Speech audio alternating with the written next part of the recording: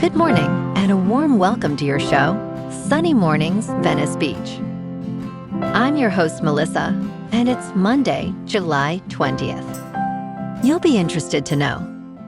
57 years ago, today, in 1969, Apollo 11 astronauts Neil Armstrong and Edwin Buzz Aldrin landed on the moon and walked its surface, carrying spacecraft and scientific instruments to achieve the first human visit. That milestone proved humans could travel beyond Earth, inspired generations to pursue space exploration, and marked a defining achievement in engineering and global cooperation. So now you know. And now, it's time for the Surf Report. Monday at Venice Beach. This morning it's looking clean with 3+ feet waves rolling in. Conditions will shift to fair as the day goes on, with heights dropping to 2 to 3 feet by noon. Winds are currently offshore at 2 miles per hour, but will shift onshore at 7 miles per hour later. Best time to ride is at 6 a.m. with a 2-foot outgoing low tide, when the south-southwest swell is 2.5 feet at 12 seconds, and the sideshore wind is 1 mile per hour. The first low tide on Monday will be 1.5 foot at 8:15 a.m., followed by a 5-foot high tide at 3:15. The nearshore buoy at Santa Monica Pier reads 73 degrees for the water temperature. Tuesday offers fair conditions with waves at 2 to 3 feet and light southeast winds. Wednesday sees a consistent 3+ feet, with cleaner conditions early before winds increase. Thursday maintains 3+ feet, but shifts to choppy conditions in the afternoon, making Wednesday the standout day for smoother rides. This morning, there's patchy fog, and it feels like 70 degrees with no wind. The sunset will take place at 8:03, and it will rise again tomorrow at 5:58. It looks like we're in for some patchy fog early today, clearing by mid-morning, with partly sunny skies, at a high near 74, with a light south-southwest breeze, around 8 miles per hour. If you're inland, it will hit a high of 75. Tonight, expect patchy fog after 11 p.m., with mostly cloudy skies, a low around 67, and light winds around 8 miles per hour. Looking ahead in the weather.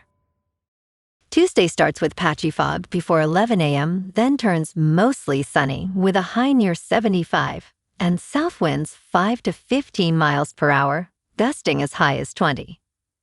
Wednesday through Friday stay mostly to fully sunny with highs in the low to mid-70s and mild nights around 68 to 69. Bonjour, food enthusiasts. This podcast is brought to you by Versailles Cafe and Pastries in Encinitas. Nestled on El Camino Real South, just north of Encinitas Boulevard, this cafe is a haven for culinary delights. Indulge in their amazing Eggs Benedict or their gluten-free crepes. You can grab a panini for lunch or just breeze on through to get your morning coffee. They are open every day from 8 to 5. So stop on by and don't forget to tell them Sunny Morning sent you. In local news, the city of Long Beach plans to use emergency reserves to address financial challenges as tax revenues decline and expenses rise ahead of the budget deadline on September 30th. Officials will withdraw $27 million from 4 reserve accounts, including $16.5 million from its emergency fund, which is typically reserved for natural disasters. City Manager Tom Modica noted that economic conditions have severely impacted the city's finances, with revenues projected to fall $21 million short in expenses, expected to exceed budget by $20.8 million. Community meetings are scheduled for residents to provide input on budgetary concerns and anticipated service reductions.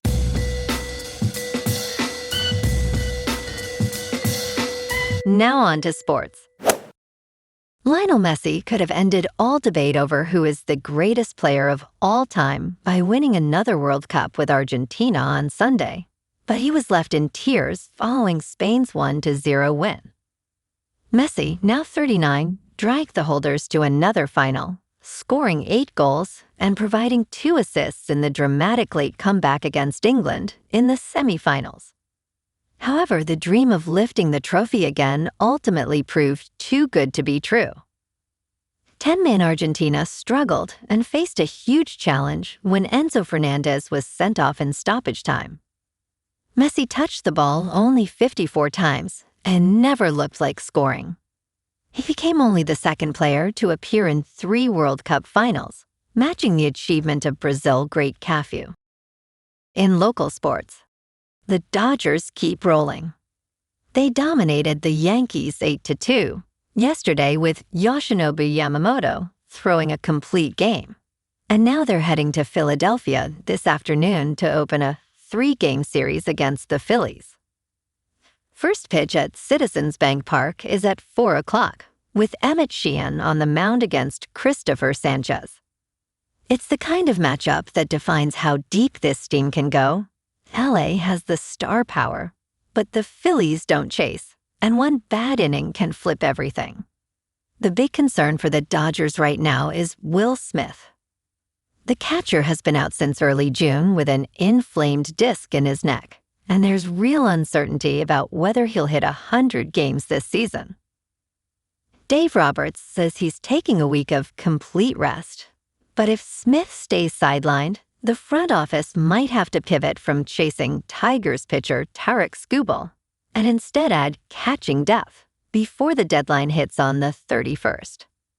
Meanwhile, over at the Rams, left tackle Alaric Jackson's legal situation just got more complicated.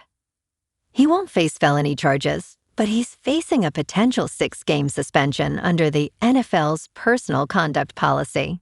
And with a prior 2-game suspension already on his record, enhanced discipline is coming.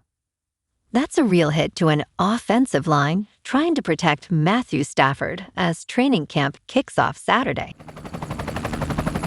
In top news, Josh Kerr of Britain breaks the men's mile world record that stood since 1999. On Saturday, Kerr ran the mile in 3 minutes, 42.66 seconds, breaking the 27-year-old record set by Jamel Garage.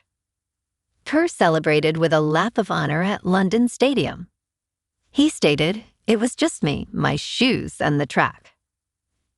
Finishing more than 3 seconds ahead of second-place Yared Nugus, Kerr expressed that the crowd support was just incredible. With his previous best time at 3 minutes, 45.34 seconds, Kerr made the mile his key target. In business news, World Cup champion Spain just won $50 million, and the Internal Revenue Service gets a cut. The statement, "It does not make a difference who wins the game," highlights that the Internal Revenue Service will get a piece. The World Cup is the globe's largest sporting event, and this time, it is also a major tax event for the Internal Revenue Service.